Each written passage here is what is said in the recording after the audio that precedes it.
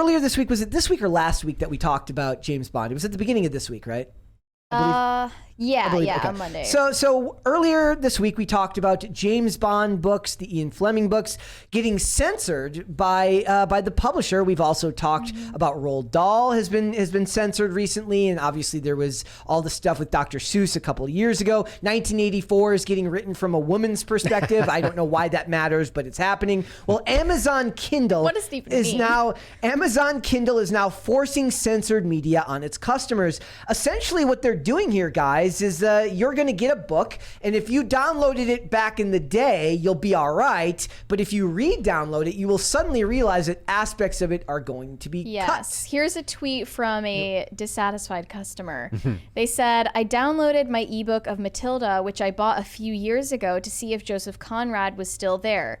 They mentioned Joseph Conrad as an author that Matilda admires, but now that he is considered problematic, they have removed mention of both him and Rudyard Kipling. Really? From the abridged version. And he was. I closed it, deleted it, and downloaded and opened it again. Joseph Conrad was gone. I was not given a choice as to whether I wanted the updated version. I heard the new version actually inserts Lena Dunham's name in there. Yeah.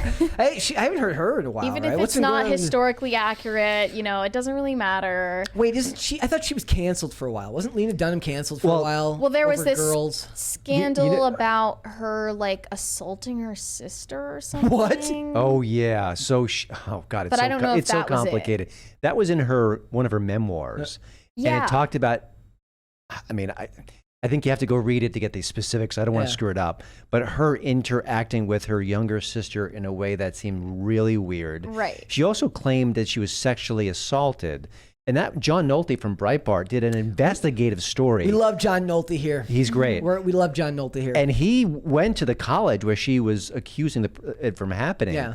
And he tore the whole story apart. And I think they had to backpedal a bit. Plus, then she put out a line of plus-sized women's clothing. That makes perfect sense to me. No, it wasn't inclusive enough because it wasn't allowing for people of significant size. Oh, so it was only significant size? Oh, so the idea That's was one way to word she it. was big. She was big, but not big. She didn't go big enough. Yes, she got. In the modern terminology, Lena Dunham is considered mid-size. Yeah, so she was just Average. pummeled by that. That Fatty McFadderson is not mid-sized. She's average, Brett. She's average. Stop. That's fine. Look, this is because Joseph Conrad is known for novella Heart of Darkness, which was highly regarded as a critique of European colonial rule in Africa. So he's critiquing European colonialism, but he's not doing it the right way because they believed he referred to African people in racially ignorant ways. So they've replaced him. It wasn't even in the book. It was a reference to a writer who then in other books that he's written. Who Matilda admires. Right. There's nothing about his work. There's no quotation. I got to say, that his work. sensitivity reader, that person gets a raise. How do you feel about sensitivity readers? That person did their job. I think many people are completely unaware that they're existing. They're working behind the scenes. They're transforming art. And I think now with these high-profile cases, like, oh, what's going on? Yeah. So the average person doesn't realize that. It's unbelievable. It's unbelievable. I read this op-ed about sensitivity readers for our James Bond segment, and it's from the perspective of someone who's recruited onto a team of them. So she started off as just an ordinary editorial assistant at one of the top publishers, but she didn't name which one it was. Mm-hmm. You can assume that all of them are doing this, though. So she was recruited by this older boss of hers, who was like a middle-aged white woman who's surprised. And when she was asked, why did you recruit me? I don't know if I have much to offer here. Because I'm a white female. Yes. Well, yes, of course. Her boss explained, well, it's because you have a history of alcohol abuse. And about mental health issues and stuff like this. She's been open about this. But I mean, if there are any other traumas that you've gone through, then feel free to disclose them. It'll help your perspective in writing. And, Wow. Like that's a resume enhancement. It's a resume I beat my enhancement kids. I'm an to- alcoholic. I tend to steal things from the office. But she said that when she started like talking more with other sensitivity readers on her team, they were all under 30 and they were recruited specifically because of traumas that they had experienced that would equip them to look for cultural insensitivities and missteps in Wow. other people's writing. That's kind of genius in a really wicked, terrible Like, way. oh, one of them has struggled with eating disorders. Right. One of them has self-harmed before. All of this other stuff. It's weird It's that sick. you would. It's weird that you would. The idea in the past used to be that you wrote and made movies for the majority, not for the minority, Yeah. right? Mm-hmm. You make it for a broad reach of audiences, and you certainly don't do it based on their neuroses And it's also or their telling past. those sensitivity readers, especially ones in their 20s who probably don't know any better, that their value is in their trauma coins that they can Exactly. spend on Trauma things. coins. Yeah. Oh my gosh. Wow. That's the next crypto. That's my next. Cha-ching. I'm going to start. I'm making trauma coin. If we're not hit coin, I'm going to make hit coin. Let's look.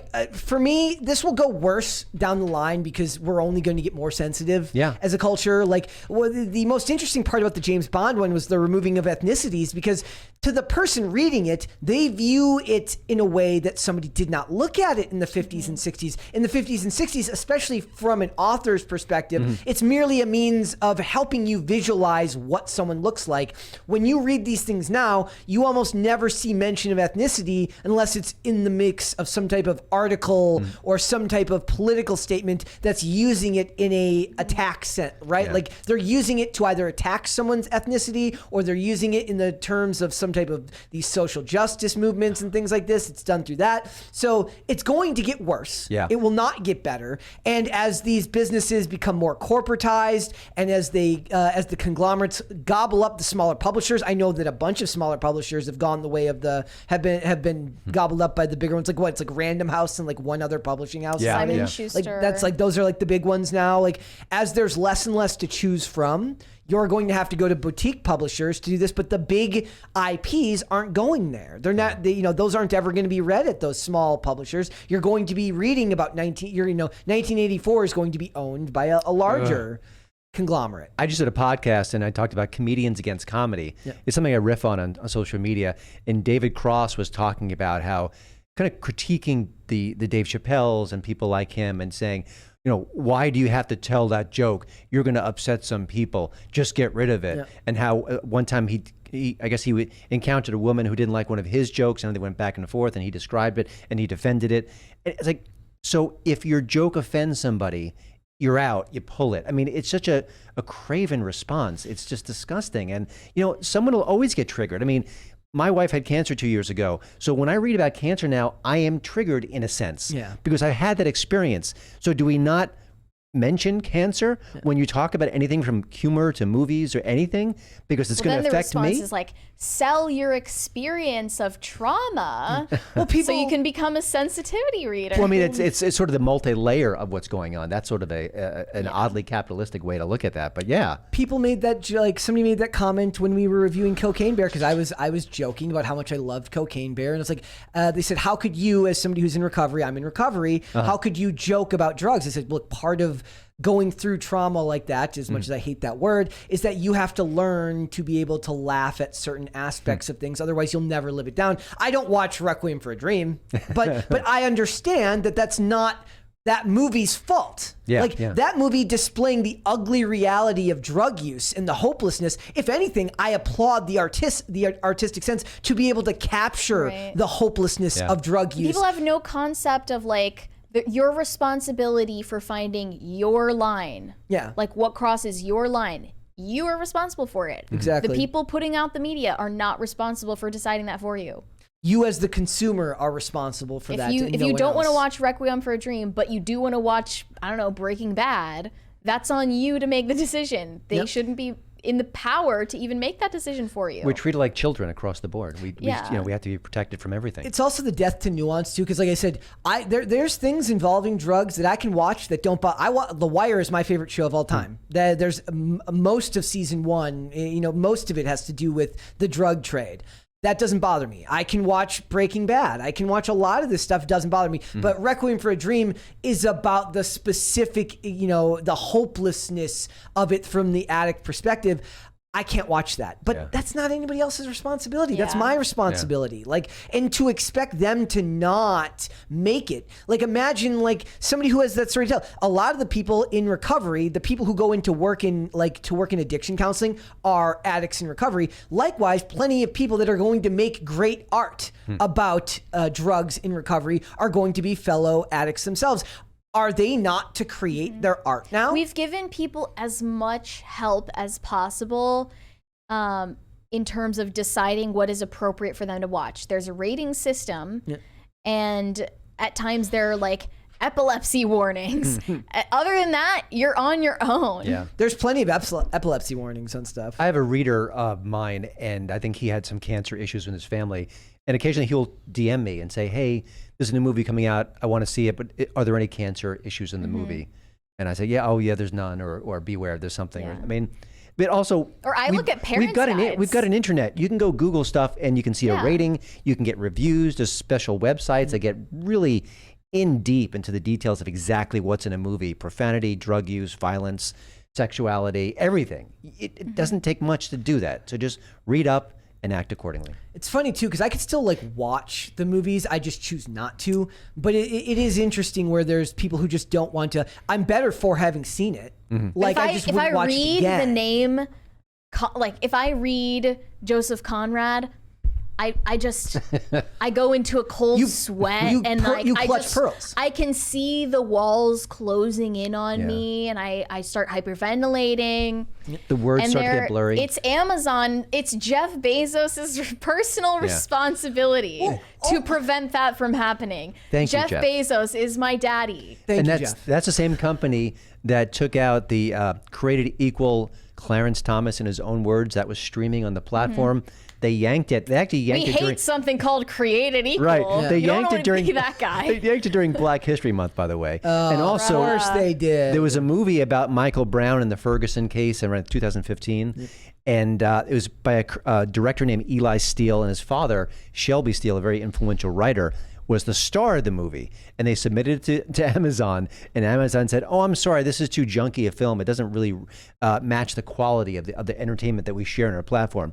Now, if you go on Amazon, you can find the worst movies of all time in a heartbeat. So that was nonsense. There was some blowback, and Amazon said, "Oh, my bad," and they put it back on. Well, that's their hope, right? It's like that's just the first layer of censorship, right? They would have always been willing to like put it back on if it need be, but they were just hoping that they wouldn't need It's to go the through it. unannounced changes that really But I think that goes back to the James Bond situation, because was it 2 years ago the Dr. Seuss books went away? Yep. And what happened? Was there an outcry? Not really. We just kind of shrugged our shoulders and said, well, that's just the way it goes. A couple of people and then they moved commented forward. and made a couple of comments on the internet, and that was about it. But with the doll situation, I think there was much more blowback immediately. there was way more about Mr. Potato Head. Yeah. It's so funny too, because I've been watching this show from 1996 called The Pretender with Michael T. Weiss, and there's this great episode where they're like joking about like he's like Mr. Potato Head and Mrs. Potato Head. And I'm like, I'm listening to these actors talk about stuff that are now controversial topics, and you're just like, if you could understand the mixed